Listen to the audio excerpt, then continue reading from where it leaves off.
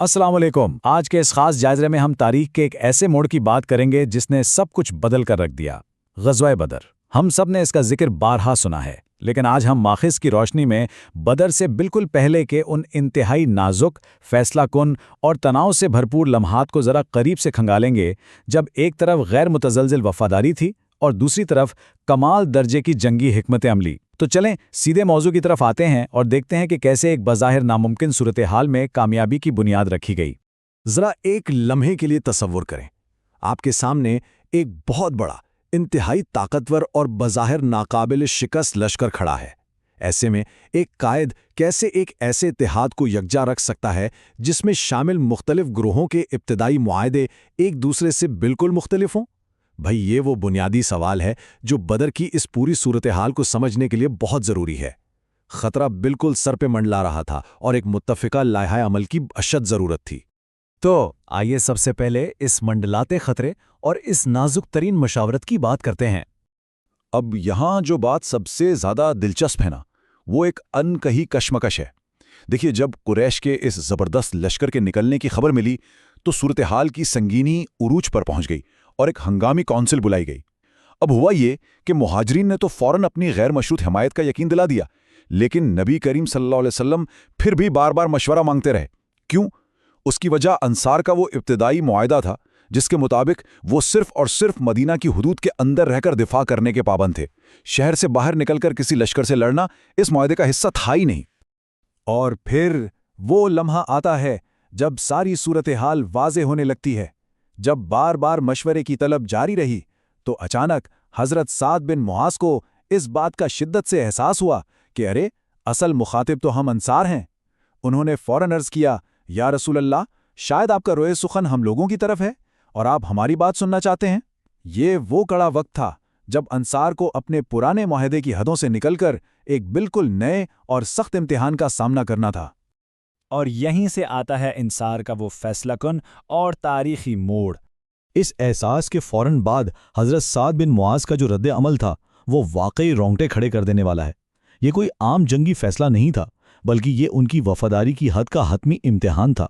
उन्होंने अंसार की नुमाइंदगी करते हुए इंतहाई जज्बाती अंदाज में वाज़े किया कि उनका मालो दौलत हाजिर है, आप सल्लल्लाहु अलैहि वसल्लम जितना चाहें ले लें। और उनके ये तारीख़ी अल्फाज ज़रा सुनिए, खुदा की कसम, अगर आप चलना शुरू करें यहाँ तक कि बरके गुमदान तक पहुँच जाएं, तब भी हम आपके साथ चलते रहेंगे।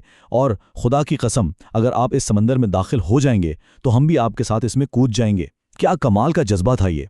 और ये बात उस वक्त के असहाब रसूल के शानदार मोराल को बड़ी खूबसूरती से जाहिर करती है। इसी दौरान हज़रत मिक़दाद रज़ियल्लाहु अन्हु की गुफ्तगू भी कमाल की है, जिन्होंने एक ज़बरदस्त तारीखी मवाज़ना पेश किया।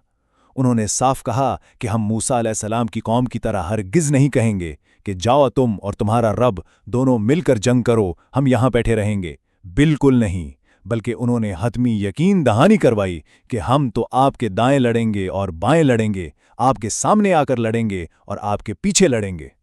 अब देखते हैं कि इन ज़बरदस्त जज्बाती ऐलानात के बाद मुशावरत से लेकर हतमी कमांड तक का ये सफ़र कैसे तय हुआ। आप खुद सोचें, इन गैर मुतज़लज़िल और पुरजोश ऐलानात ने मुशावरत की पूरी फ़िज़ा ही बदल कर रख दी। वो जो दिफाई मुआहदे की हदें थीं ना, वो सब टूट चुकी थीं और कशमकश मुकम्मल यकजेती में बदल चुकी थी। तारीख़ी माखिज़ इस मौके की बड़ी खूबसूरत मंजरकशी करते हैं। लिखा है कि जब नबी करीम सल्लल्लाहु अलैहि वसल्लम ने सहाबा की ज़ुबान से ये अल्फाज सुने तो आप सल्लल्लाहु अलैहि वसल्लम का चेहरा मुबारक खुशी से दमकने लगा। ये उस बेपनाह मुसर्रत का इजहार था जो ऐसी बेलोस वफादारी देखकर महसूस की गई। और इसी खुशी के आलम में वो पेश कदमी का हतमी हुक्म सादिर हुआ, चलो और बिशारत हासिल करो। चलें अब हम जज्बात से आगे बढ़कर एक और शानदार पहलू की तरफ चलते हैं, यानी अजीम अस्करी हिकमत अमली। ज़ाहिरी बात है, वफादारी का मरहला तो तय पा गया, लेकिन जंगें सिर्फ जज्बों से तो नहीं जीती जाती ना। माखज़ के मुताबिक बहसियत सिपा सालार नबी करीम सल्लल्लाहु अलैहि वसल्लम की क़यादताना काबिलियत वाकई बेमिसाल थी। ये कोई आम या रिवायती अस्करी क़यादत नहीं थी। आप सल्लल्लाहु अलैहि वसल्लम की हिकमत अमली एक ऐसा मुनफरिद इम्तिजाज थी जिसमें इल्हाम और खुदाई रहनुमाई के साथ साथ एक ऐसी शानदार अमली और जंगी बसीरत शामिल थी जिसकी तारीख़ में कोई दूसरी मिसाल नहीं मिलती। तो बदर के मैदान में ये हिकमत अमली किन तदाबीर की शक्ल में नजर आई, ज़रा इन नुकात पर गौर करें। आप सल्लल्लाहु अलैहि वसल्लम की हकीमाना सफ़बंदी बेहतरीन थी।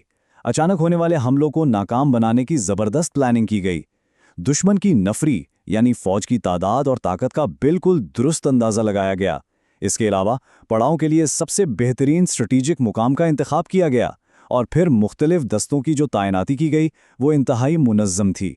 ये सब के सब अनासिर आप सल्लल्लाहु अलैहि वसल्लम की गैर मामूली जंगी महारत का मुंह बोलता सबूत हैं। तो इस सारे तारीखी जायजे को समेटते हुए एक बहुत ही अहम सवाल जहन में उभरता है, क्या दुनिया की कोई भी बेहतरीन मिलिट्री स्ट्रेटजी या जंगी हिकमत अमली उस वक्त तक कामयाब हो सकती है जब तक इसकी बुनियाद में वो गैर मुतजलजल वफादारी और कामिल यकीन शामिल ना हो जो अंसार और महाजरीन ने पेश किया? बदर के ये वाक़यात हमें ये अजीम सबक देते हैं कि जब कामिल यकीन, बेमिसाल इत्तेहाद और शानदार जंगी बसीरत एक साथ मिल जाएं तो बज़ाहिर नामुमकिन नजर आने वाले हालात में भी तारीख की सबसे अजीम फतूहात हासिल की जा सकती हैं। और सच तो ये है कि इसी शानदार इम्तिजाज ने बदर को तारीख का वो फैसला कुन मोड़ बना दिया जिसे हम आज तक याद